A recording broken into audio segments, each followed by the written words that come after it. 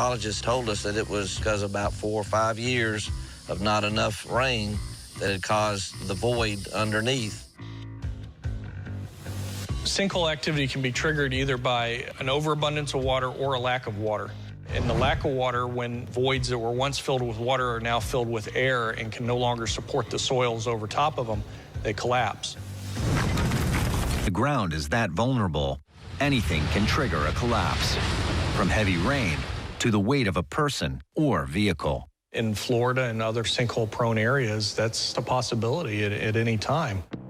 That's a lesson Gigi and Dwight Wilkins learned all too well. Appearances cannot be relied on. Even solid cement can mask danger down below. In 2011, after enjoying Christmas at a family gathering in Orlando, Gigi and Dwight drove home in separate cars. As I'm driving, I'm thinking I really didn't want to stop at the rest area. I was tired and I hadn't had a shower and I just wanted to go on home. But Dwight wanted to stop, and so we decided we would stop. Kept going further down, and his car just was leaning, was just barely hanging on to an edge. I just kind of stopped because it stunned me. My knees started to shake a little bit, and I really was kind of paralyzed. When I came out, I saw Gigi standing there with her hands on her head, and then I looked at her car and I realized there was no ground there anymore. It just kept going down and down and down, and you could just hear cracks and cracks and cracks as it would go. So the scene was soon swarming with emergency response.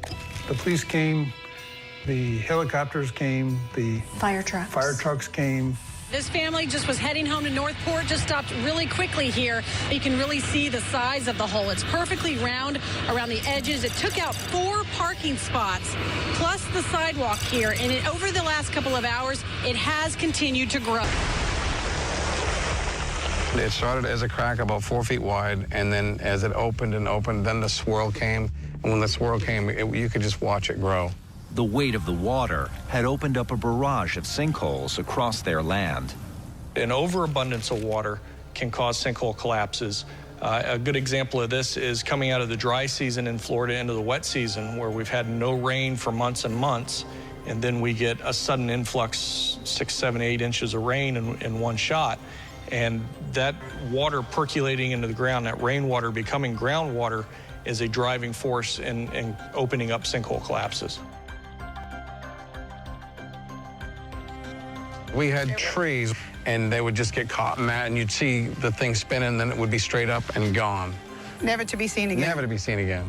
To see the ground open that quick and take that much real estate and just, you know, it's gone. There was chaos. There was chaos. And from chaos came an incredible sight.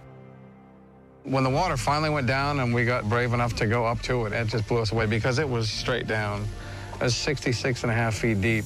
The chasm was 150 feet in diameter and as deep as a 6-story building.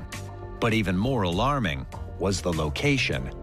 And we had already visualized the house there. We actually had the plans done with a local builder. If we had built that house, the whole thing would be in that hole. This drilling for oil and rapid expansion. And the Deep South endures over-irrigation of farmland, along with abandoned mines, waiting like hidden time bombs. In 1994, this 17-story cavern opened up near an industrial waste site in Mulberry, Florida. No one was hurt by the collapse, but more than 20 million pounds of liquid phosphoric acid poured into the surrounding groundwater, leaving thousands without drinkable water. 到底有哦，那这大概这样子大概多深？应该有90公分。这个窟窿大约深100公分，宽度也有60公分。囡仔朋友行过真容易跌落内底。警方所研判可能是下面的公路上过老旧破去，地基规个压坑，才会跌输路面内落。工程单位已经伫咧处理啊。民视新闻，宜兰报。